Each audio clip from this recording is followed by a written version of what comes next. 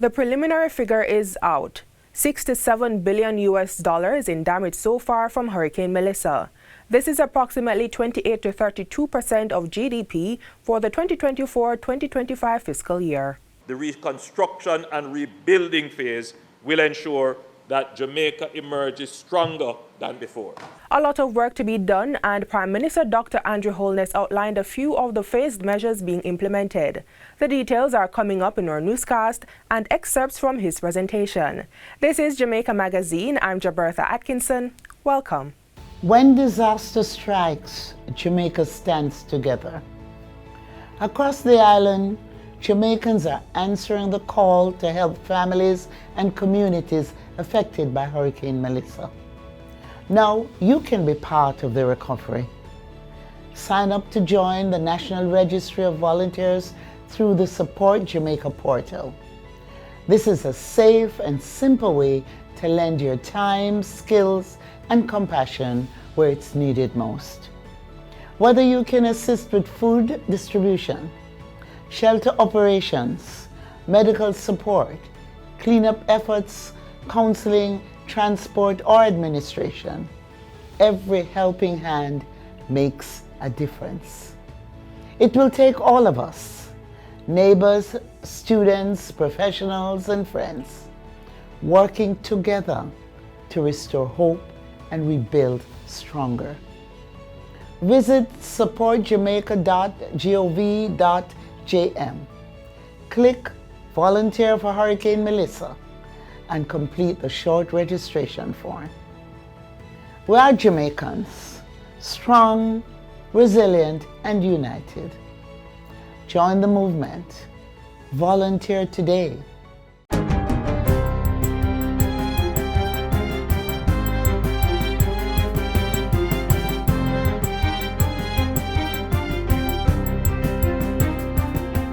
Good day, I'm Lisa Rowe and this is your JIS News for Thursday, November 6, 2025. The government of Jamaica received a large shipment of hurricane relief supplies from several of the island's international partners on Tuesday. The shipment of 15 containers with more than 150 tons of relief material and equipment arrived aboard the Dutch Navy support ship HNLMS Pelican from its base in Curaçao. It includes medical and health supplies, emergency shelter materials, power and electrical equipment vehicles, forklifts and other transport assets, as well as communication tools and water sanitation equipment. The items were donated by the European Union, the United Nations, Kingdom of the Netherlands, Canada, and the Caribbean Disaster Emergency Management Agency, SEDEMA. Minister of Foreign Affairs and Foreign Trade, Senator Kamina Johnson-Smith, who was at the Kingston Freeport Container Terminal to receive the shipment, expressed delight and gratitude for the support. The delivery of assistance is one step in the relief, emergency response, relief, recovery, rebuilding. This will be an arduous task. The humanitarian support, which is here to positively impact the lives of families that are affected, also needs logistics, and which is why this particular shipment is so very important. Pointing out that access to some communities remained difficult due to damaged roads and bridges, she said the inclusion of 2 heavy vehicles would be especially useful in enabling responders to get into hard-to-reach communities. We give thanks that our Coast Guard vessels are back from safe harbor in Colombia, so that will assist.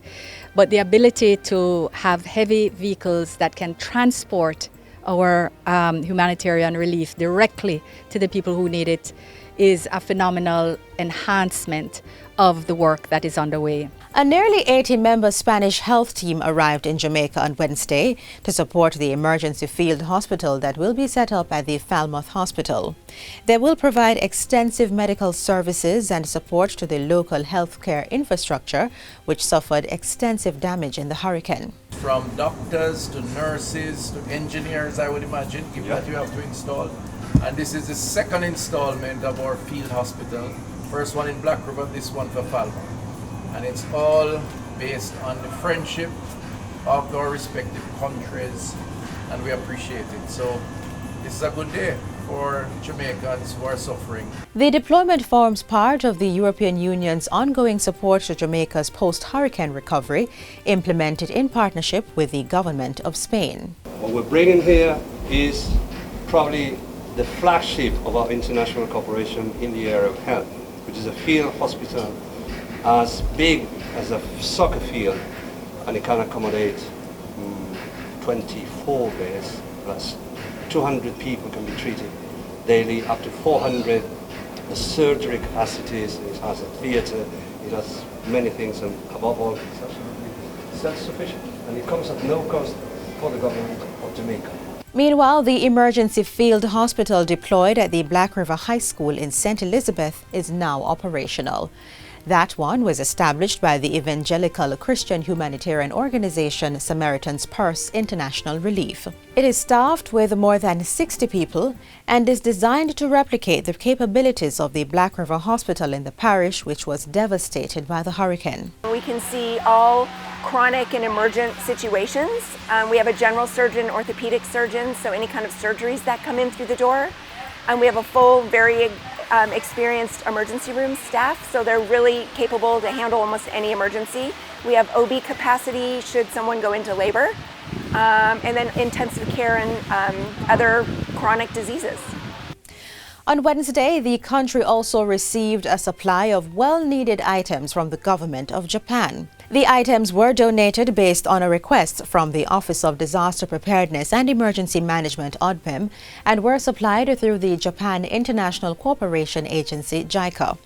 They include various commodities, among them 1,400 sleeping bags, 350 tents, 350 portable jerry cans and 20 water purifiers. This handover ceremony underscores the unwavering commitment of the government of Japan to support our Jamaican friends in times of need, taking into consideration the humanitarian perspective and the traditional friendship between Japan and Jamaica. And I want to express, Ambassador, on behalf of the Most Honorable Prime Minister and the government and people of Jamaica, our sincere gratitude to you and the Japanese for the continuous support that you have been given to this country over many years. As the country continues to receive donations and supplies in the aftermath of Hurricane Melissa, the government has put a more structured management system in place. ODPEM, which is the government's central agency for disaster response, has been reassigned to the Office of the Prime Minister with immediate effect. Commander Alvin Gale of the Jamaica Defence Force (JDF) has been appointed Director General of the agency. Prime Minister Dr. Andrew Holness says the realignment establishes a single point for emergency logistics and coordination across government and with relief partners. The best place to achieve that, given the nature of the crisis and the speed with which we want the recovery, is for it to be centrally positioned in the Office of the Prime Minister, which is what the Office of the Prime Minister does. It coordinates all the entities. The new arrangement will accelerate the distribution of relief supplies in the aftermath of Hurricane Melissa, better serve the most affected communities, and restore normalcy as quickly as possible. Dr. Holness, who was making a statement to Parliament on Tuesday, also encouraged consigning relief items to ODPEM to be shipped through the Support Jamaica platform to get the benefit of reduced or waived duties. Once you bring your stuff in, even if you put it under the name ODPEM, it's yours. You can take it and do whatever you want to do with it. But it is important that the nation has a full account of everything that came in. More than 170 million Jamaican dollars in contributions have so far been raised on the supportjamaica.gov.jm platform and are being channeled through ODPEM. Members of Parliament have each been assigned $1.5 million to support government's emergency response in constituencies. This is in addition to the $1.5 million previously allocated to constituencies for emergency relief before the hurricane. But this one would be now mostly focused on food, medicine. The government has issued a strong warning against price gouging in the aftermath of Hurricane Melissa. Prime Minister Dr. Andrew Holness says the Minister of Industry, Investment and Commerce has been asked to investigate the issue of price hikes on food, construction materials, gas and transportation costs in the wake of the storm. He made the point that while the order that is in place for price gouging is limited to food items and some essential goods, there will be measures taken to protect consumers. We will investigate this and ensure that there is enforcement, because in a time of disaster, everyone is expected to exercise good discretion in favor of the national recovery. Reports of price gouging can be made to the Consumer Affairs Commission or directly to the Ministry of Commerce. Prime Minister Dr. Andrew Holness says government is aware of and giving consideration to calls for the implementation of curfews and other security measures, such as states of public emergency, in areas devastated by the hurricane. However, he says that is not an immediate plan, as the administration does not want to impose a further hardship on persons by imposing security measures that may conflict with the free flow of humanitarian response that is needed. At some point, however, when we have established, as we are now doing, the hub and spoke for a supply chain operation to ensure that there is a consistent flow of relief into communities, that will have to be protected. And therefore, we will have to put special measures around the routes that have to be traveled and protecting the areas where they are stored and distributed. During his statement to Parliament on Tuesday, Dr. Holness reported that the country's national security architecture was fully mobilized prior to and in the aftermath of Hurricane Melissa. From the earliest moments of this disaster, the Jamaica Defence Force and the Jamaica Constabulary Force have stood at the front line of our national response, upholding order, saving lives, and ensuring that essential relief reaches our people.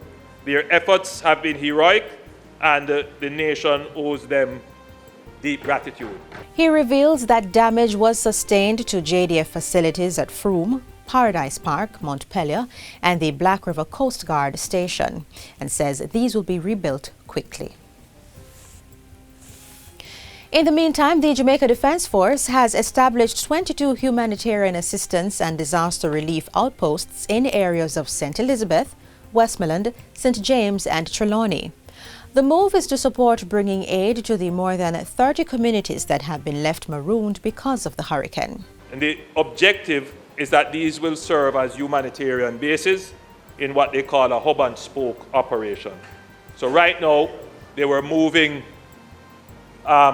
humanitarian aid through airlift and other means directly to the various communities. Now the phase that they are transitioning into is to move it to the hub, where they can store a lot, they can do 24-hour movement, and then from the hub to all the communities, including communities that are marooned. That way we can scale up rapidly the response to communities that have not yet been serviced. In St. Elizabeth, the posts are set up in the communities of Burnt Savannah, Newmarket, and Springfield. Outposts are also stationed at Savannah Lamar, Darliston, Lennox, Bigwood, Bluefields, Betheltown, Amity, Beeston Spring, Tatch Valley, Frome, Roaring River, Content, and Glenbrook in Westmoreland. They're also situated at Catadupa, Cambridge, Adelphi, and Maroontown in St. James, and in Wirefence, Jacksontown, Falmouth, and Perth, Trelawney. Prime Minister Holness says more will be established as the JDF expands its operations. The government will be reviewing the selection of facilities to be used as emergency shelters in the wake of shortcomings identified during Hurricane Melissa. Prime Minister Dr. Andrew Holness has acknowledged that some locations identified as shelters failed to withstand the impact of the hurricane, highlighting the need for stronger, more resilient spaces. He put forward that the focus should be on building facilities that can withstand disasters and double as shelters when needed. But the decisions that we have to make now in the rebuilding is whether or not we are going to rebuild some of these facilities in the way that they were built before. So we have to make decisions about concrete roofs, about the strength of having a strong, or what we call a safe room, So these are decisions that we will make to improve the quality of facilities that would be available for shelters. The Prime Minister says the government will also consider the question of whether shelter managers who currently serve on a voluntary basis should be compensated to strengthen oversight. At the height of the hurricane, approximately 15,000 Jamaicans were housed in official shelters across the island. Shelters will remain open as long as needed, with food, water, medical support and psychological services will be provided through the Ministry of Labour and Social Security and the Ministry of Local Government. And finally, taxpayers are getting an additional month to file their consumption tax returns for September. Tax Administration Jamaica, TAJ, says the deadline to file is being extended in consideration of persons who may have been affected by Hurricane Melissa. The returns for GCT, Special Consumption Tax, Telephone Call Tax, and Guest Accommodation Room Tax for September were due October 31, but persons now have until Friday, November 28, 2025. This means that taxpayers will not face penalties for late filing and payment. The consumption tax returns for October 2025 are also due on November 28. Filing is mandatory online at TAJ's website, jamaicatax.gov.jm. Payments can also be made via the TAJ's e-services platform on the website using a credit card or debit card with credit card features. Other payment options include NCB Online Banking, Scotia Online and Mobile App, and Direct Funds Transfer. TAJ is encouraging taxpayers to make use of this additional time to ensure that their filings are accurate and complete. And that's it for JIS News Today. I'm Lisa Rowe. Thanks for watching.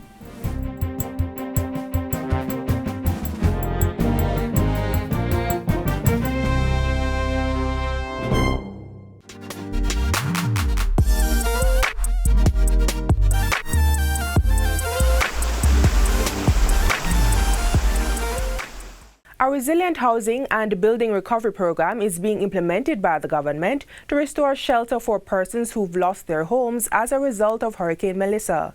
An estimated 116,000 housing structures concentrated in Westmoreland, St. Elizabeth and Manchester sustained severe or catastrophic damage. Let's hear from Prime Minister Dr. Andrew Holness on what will be happening under this initiative.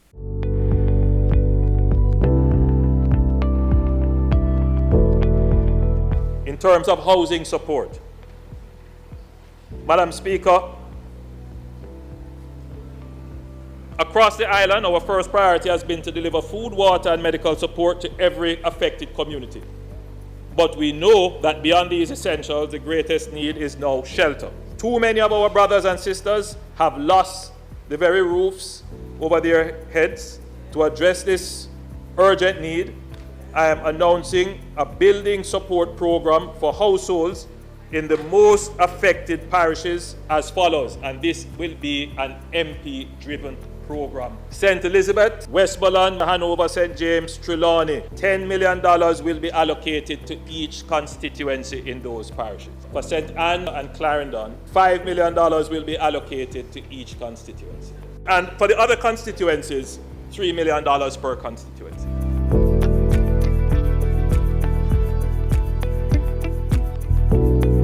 In addition to this, the National Housing Trust has activated a comprehensive package of support measures to help its contributors and mortgagors recover from the devastation caused by Hurricane Melissa. First, I wish to remind the public that all NHT mortgagors are insured under the Trust's House Owners Comprehensive Policy, which covers damage from hurricane, storms, floods, fire, and other perils. The NHT has already mobilized its branches island-wide to help mortgagors prepare and process their insurance claims quickly and efficiently. Second, recognizing that many families will need time to prioritize home repairs, the NHT will grant an automatic 6 months moratorium on mortgage payments for mortgagors in the worst affected parishes: St. Elizabeth, Westmoreland, Hanover, Trelawney, St. James, Manchester, and St. Anne. This measure will assist some 20,000 homeowners. For all other parishes, the NHD will continue to consider individual moratorium applications for those who have lost income or face special hardships. Third, the Trust will introduce a special home improvement loan of up to $3.5 million at an interest rate of 2% available to both existing mortgagors and contributors who need to repair or rebuild their homes. Finally, the NHD will provide a special grant of up to $500,000 to contributors to repair damage to their homes or those of immediate family members. Grants will be awarded based on demonstrated need and the level of impact.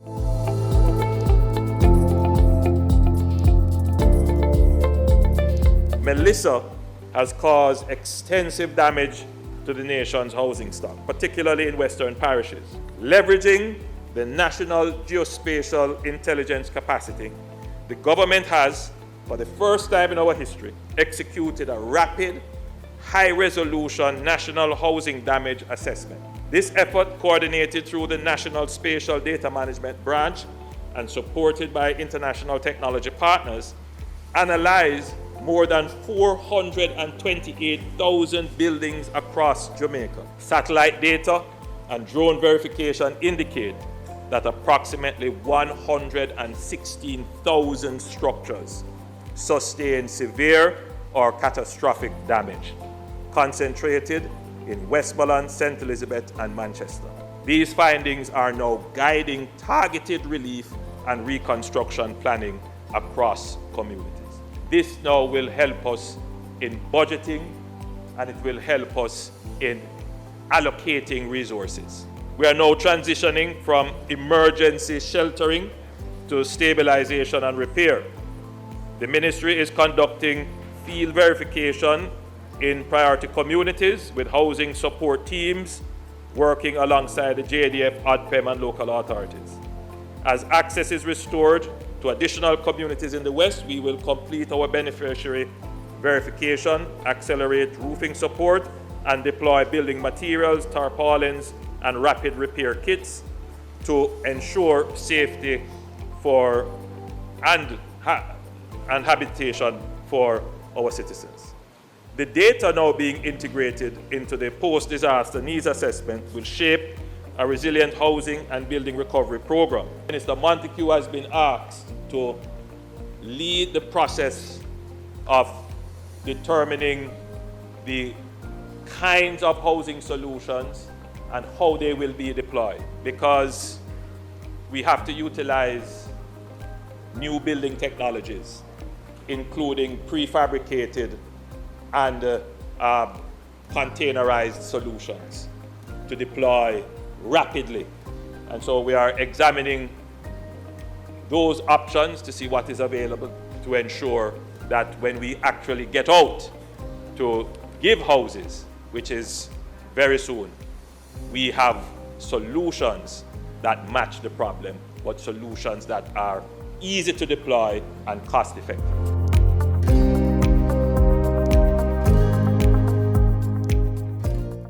One of the recovery efforts being undertaken by the government is the I Love Jamaica series of fundraising concerts to raise an initial $1 million. Coordinating this is the Ministry of Culture, Gender, Entertainment and Sport. Here are the details from Portfolio Minister Olivia Grange.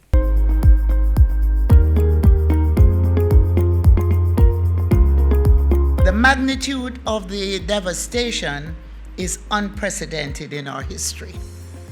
That means that we have to move quickly to secure as many resources as we can to provide the relief that is needed right now. We have launched a fundraising initiative dubbed I Love Jamaica towards providing much needed additional resources to support the National Relief Program. The Government of Jamaica, through the Ministry of Culture, Gender, Entertainment and Sport, will be partnering with the entertainment industry in Jamaica and overseas to stage a series of fundraising entertainment events to raise funds for Hurricane Melissa Relief Fund. The target is $1 million. Initially, discussions are underway to stage events as follows. We're now doing a virtual concert and telethon on Sunday, November 16, 3:30 p.m. to 10:30 p.m., and this will be broadcast out of the CPTC studios. A number of artists have been confirmed, including Chris Martin, Massacre, Nigel Boy, and a number of others. We'll announce those later this week. A number of Jamaican artists and artists based overseas, non-Jamaicans, have reached out to us, and they are working out details as to their participation in live concerts in the diaspora, or doing endorsement drops to motivate and encourage Jamaicans, etc. In London, we are doing 2 concerts.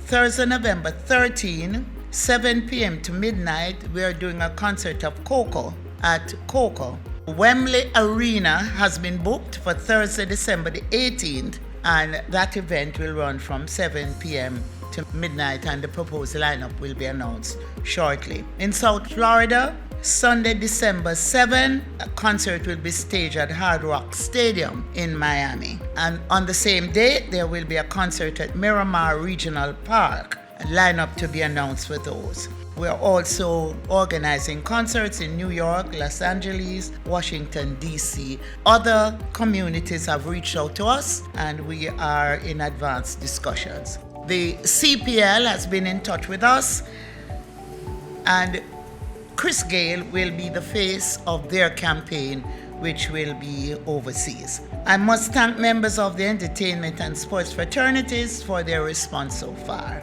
I remain grateful that we as a country can always rely on our artists or creatives or sportsmen and sportswomen in times of crisis. And I'm really grateful for the way they have been responding to our invitation to participate in this national effort. I now wish to announce that the Red Cross Jamaica will be partnering with the Jamaica Football Federation and the ministry in coordinating and accepting cash donations at the Reggae Boys versus Curacao FIFA World Cup qualification football match at the National Stadium on November the 18th. And the president of CONCACAF will be here for the match. This is one way that the Reggae Boys are assisting with this effort. We continue discussions with our national teams about how they wish to help. We have also been able to rely on our churches and our faith-based organizations. Bishop, the Honorable Dr. Hera Blair, has been appointed the national coordinator of our religious and faith-based organizations team to engage and coordinate relief efforts with all religious and faith-based groups, including the Rastafarians, the Revivalists, the Muslim, the Hindus, the Baha'i, and others. There is much to do, and we are pleased with the response so far. We will get over this, ladies and gentlemen. We will recover and rebuild better than before.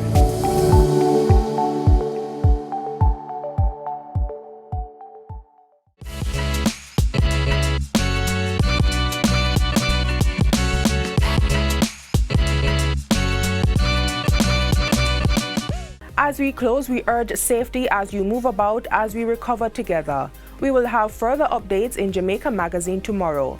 In the meantime, stay connected via our website, jis.gov.jm. And while you're online, send your feedback to Jamaica Magazine at jis.gov.jm or via X at JIS News. You may also find us on all the major social media platforms and through our mobile app that's Android and iOS compatible. On behalf of the production crew, I am Jabertha Atkinson. Take care.